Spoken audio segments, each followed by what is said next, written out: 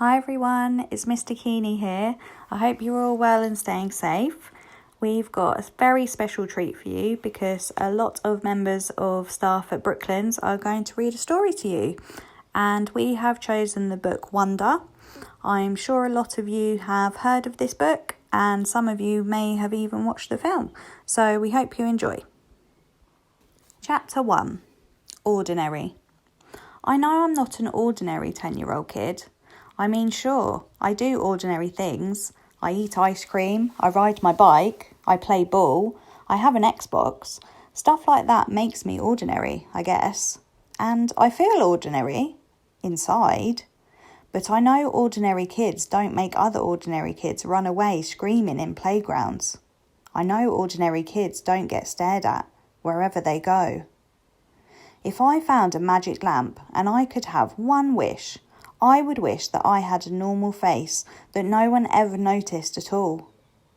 I wish that I could walk down the street without people seeing me and then doing that look away thing. Here's what I think. The only reason I'm not ordinary is that no one else sees me that way. But I'm kind of used to how I look by now. I know how to pretend I don't see the faces people make. We've all gotten pretty good at that sort of thing. Me, Mum and Dad, Via. Actually, I take that back. Via's not so good at it. She can get really annoyed when people do something rude. Like, for instance, one time in the playground, some older kids made some noises. I don't even know what the noises were exactly, because I didn't hear them myself. But Via heard, and she just started yelling at the kids. That's the way she is. I'm not that way. Via doesn't see me as ordinary.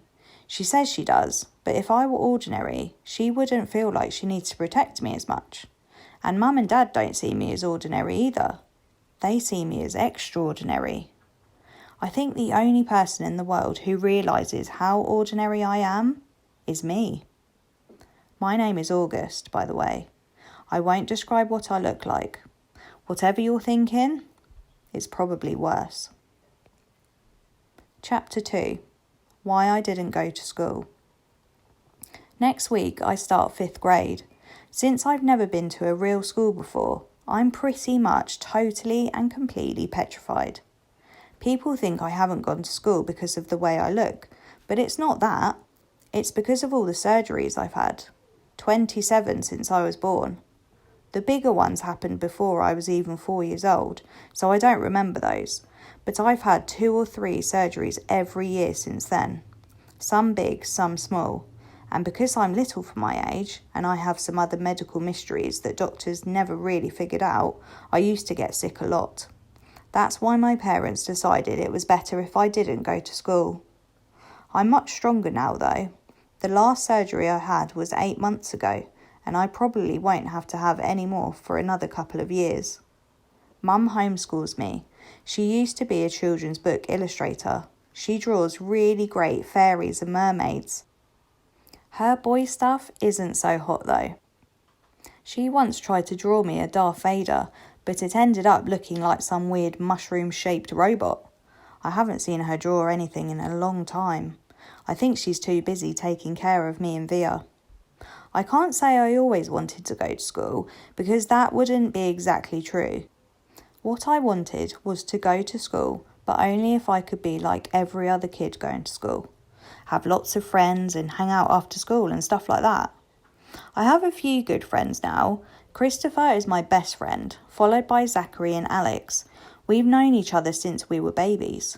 And since they've always known me the way I am, they're used to me. When we were little, we used to have play dates all the time, but then Christopher moved to Bridgeport in Connecticut.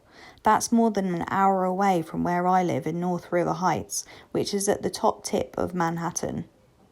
And Zachary and Alex started going to school. It's funny, even though Christopher's the one who moved far away, I still see him more than I see Zachary and Alex. They have all these new friends now. If we bump into each other on the street, they're still nice to me though. They always say hello. I have other friends too, but not as good as Christopher and Zach and Alex were. For instance, Zach and Alex always invited me to their birthday parties when we were little, but Joel and Eamon and Gabe never did. Emma invited me once, but I haven't seen her in a long time. And of course, I always go to Christopher's birthday. Maybe I'm making too big a deal about birthday parties. Chapter 3. How I Came to Life.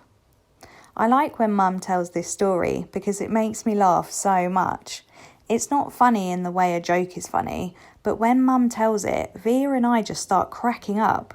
So when I was in Mum's stomach, no one had any idea I would come out looking the way I look.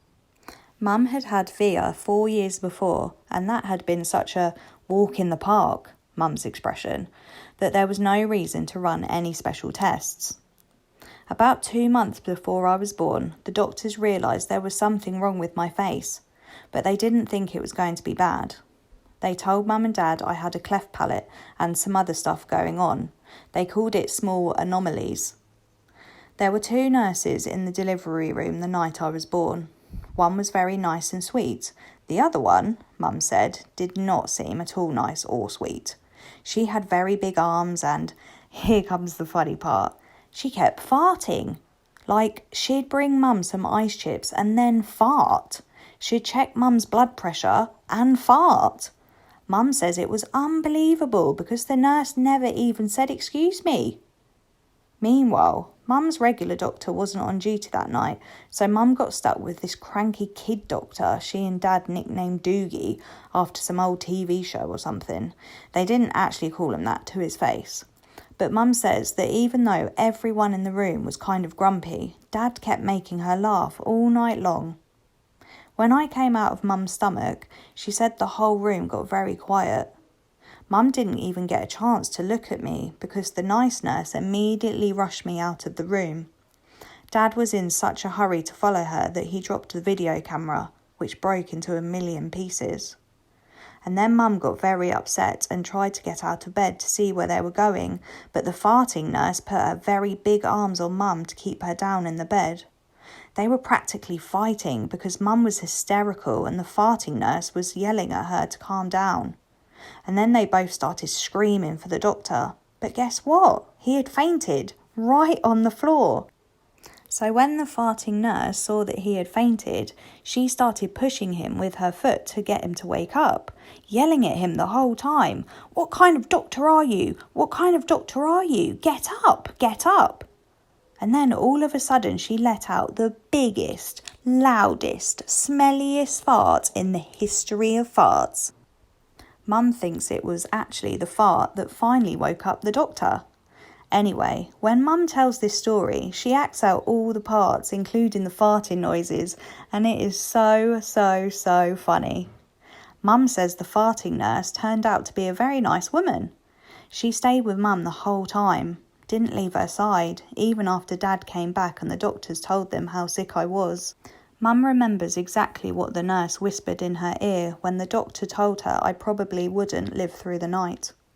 Everyone born of God overcometh the world. And the next day, after I had lived through the night, it was that nurse who held Mum's hand when they brought her to meet me for the first time. Mum says by then they had told her all about me.